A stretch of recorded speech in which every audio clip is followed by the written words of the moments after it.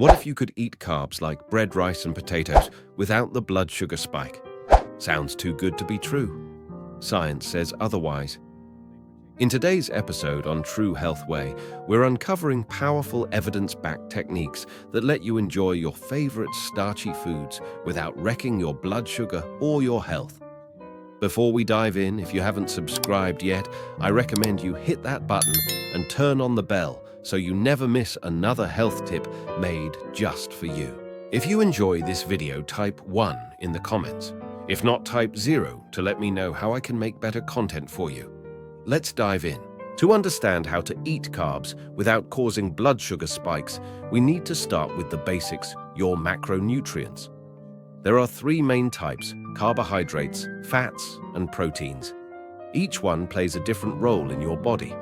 Protein helps repair and build tissue. Fats provide long-lasting energy and support brain health. But carbohydrates, that's where things get a little tricky, especially if you're dealing with diabetes, prediabetes, or simply aiming to avoid energy crashes and weight gain. Carbohydrates are found in foods like rice, bread, potatoes, pasta yams, and even fruits like bananas and mangoes. What do they all have in common? They contain starch. Starch is essentially a long chain of glucose molecules. Think of it like a string of pearls. When you eat a starchy food, your body starts to break down this string, releasing the individual pearls' glucose into your bloodstream. This is where the blood sugar spike happens. Once glucose enters your blood, your body scrambles to respond, pumping out insulin to help move the sugar into your cells. But when the spike is too sharp too fast, it puts serious stress on your system. And over time, this can lead to insulin resistance, inflammation, and even damage to organs like your kidneys and heart.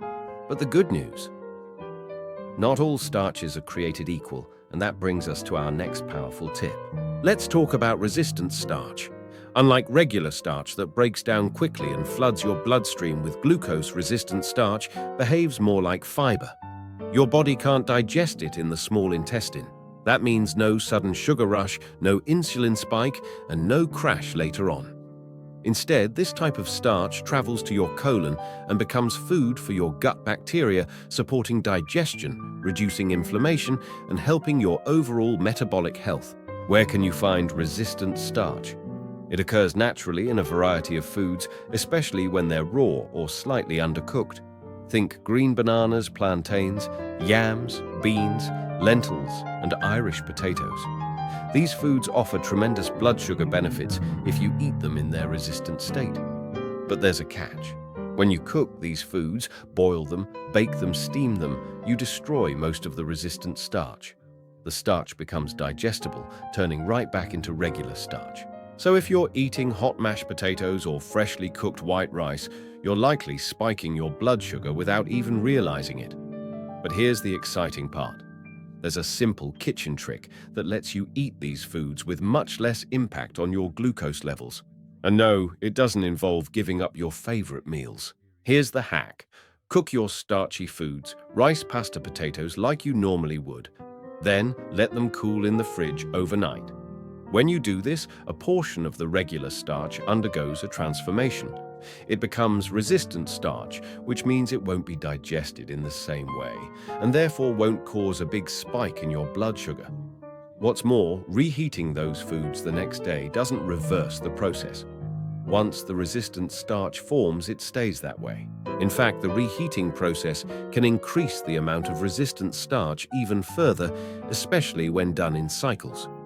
This method isn't just effective, it's been shown to reduce the glycemic impact of some foods by up to 40%. That's a huge difference for anyone trying to manage energy, weight, or metabolic health.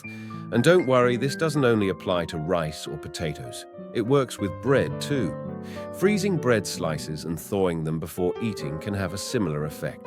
It won't change the taste, but it will reduce how quickly the starch is broken down and absorbed. That means you can still enjoy a sandwich without feeling sluggish or shaky afterward. Now here's an extra boost for your rice lovers out there. If you want to take your resistant starch to the next level, try adding a teaspoon of coconut oil to your rice while it's cooking. Not only does coconut oil add a subtle, delicious flavor, but it also encourages even more resistant starch to form during the cooling process.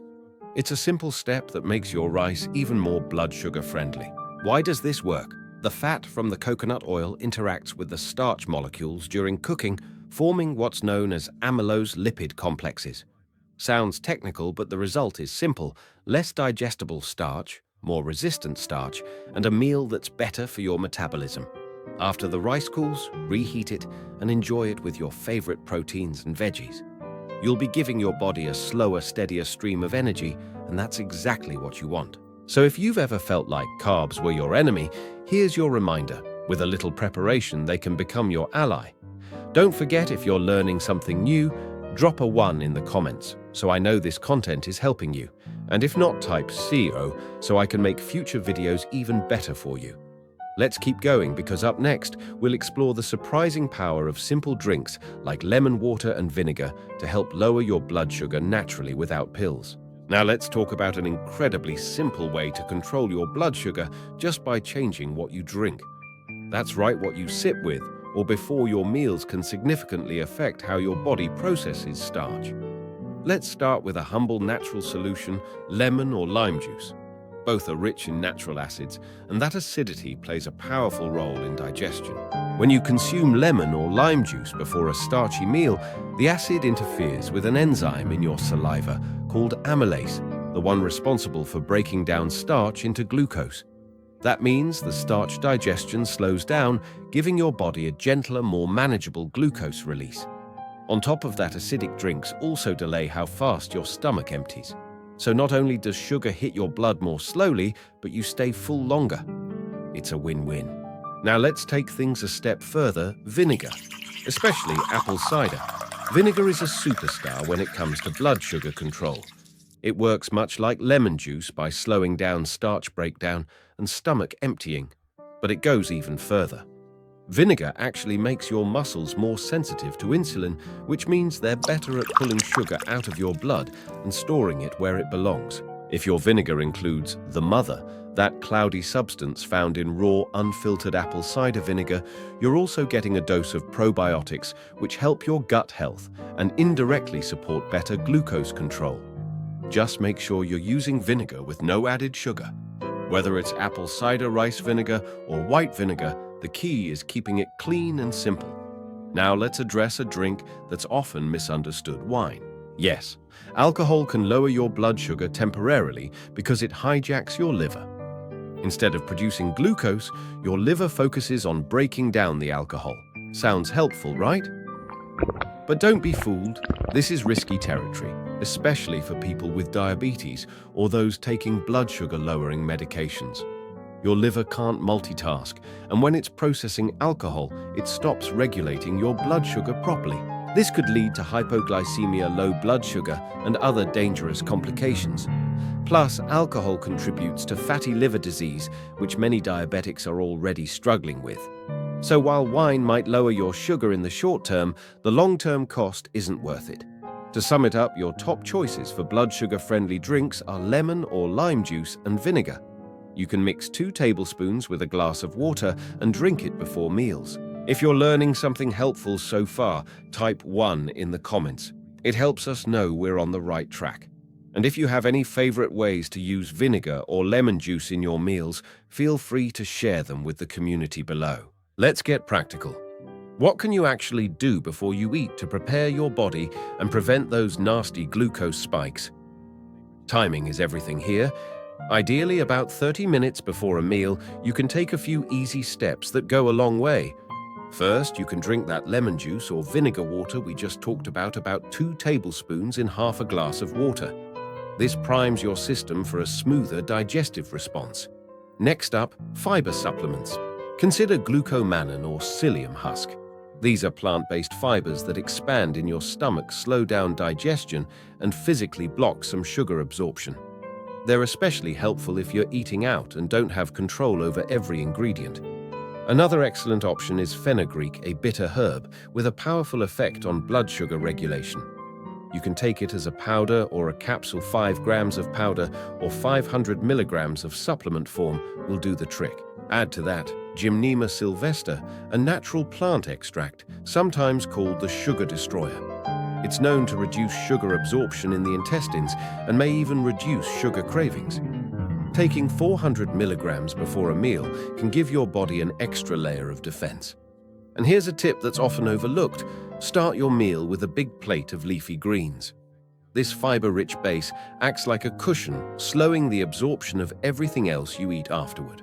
By building this pre-meal routine, you're not just preventing spikes, you're setting up your whole digestive system to work smarter. It only takes a few extra minutes, but the long-term benefits are well worth it. And if you're planning a special event or eating out, these tips are even more powerful. Now that you've prepped your body, let's look at what you should do during the meal itself. The golden rule here is simple: never eat carbs naked. That means don't eat carbs all by themselves. You always want to pair your starchy foods with protein, fat, or fiber, or ideally all three. Why? Because protein and fat slow down the digestion of carbs, and fiber helps reduce how much glucose enters your bloodstream. Let me give you some examples. If you're eating an egg sandwich, the egg provides protein and fat, while the bread gives you starch. It's a better combo than just plain toast. Rice and beans. Perfect pair. The beans add fiber and protein, balancing out the rice's starch. Potatoes. Try them with a little butter or ghee for that fat buffer. And if you're having oatmeal, top it with Greek yogurt, chia seeds, or nuts. Now you've got fiber, protein, and healthy fat working together to slow digestion and steady your blood sugar. Another key strategy is the order in which you eat your food. Start with your vegetables first, they're packed with fiber. Next, move on to your protein and fats like meat, eggs, or avocado. Save your carbs for last. This simple sequencing can make a huge difference in how your body responds to the meal. Of course, in real life, you might not always be able to eat in perfect order. Think of meals like spaghetti bolognese, where everything is mixed. That's okay. The key is making sure each plate has the right balance of protein, fat, and fiber. Even if you're eating everything together, those combinations will still help regulate your blood sugar. And don't forget, you can use vinegar or lemon juice in your meal directly, like in a salad dressing or with pickles on the side. The Japanese use vinegar in their sushi rice, and the British love vinegar with fish and chips. These are traditions rooted in wisdom, and they work. If you're still with me, type 1 in the comments and let me know which of these combinations you already use or plan to try next. And don't worry, we're not done yet. Coming up, we'll look at what to do after you eat, because your body's response doesn't stop when your plate is empty. Now that you've carefully prepared for your meal and made smart choices during it, there's still one crucial step left: what you do after you eat. And this is where many people miss a golden opportunity to take control of their blood sugar naturally. You see, after a meal, your body is working hard to process everything you just consumed. If that meal included starchy foods, your blood sugar will start rising, and for many, that rise is sharp and fast. Repeated spikes like this throughout the day don't just lead to short-term crashes, they cause long-term damage.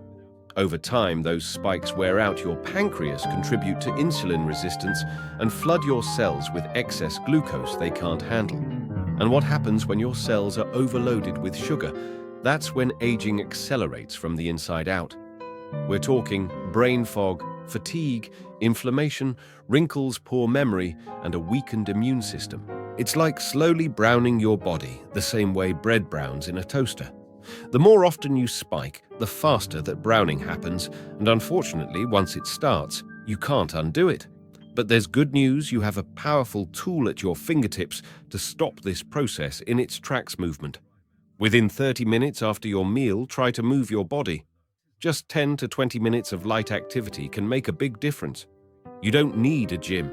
A brisk walk around the block, dancing to your favorite music, climbing a few flights of stairs. Anything that gets your large muscle groups moving. These are the muscles in your legs, thighs, hips, and core, and when they're active, they act like glucose magnets. They can pull sugar from your blood without needing insulin. That's right, even if your insulin sensitivity is low, movement can bypass the system and help reduce post-meal spikes naturally. This strategy is especially powerful for people with type 2 or even type 1 diabetes. For those who take insulin, moving your body after eating can mean needing less medication, always a good thing.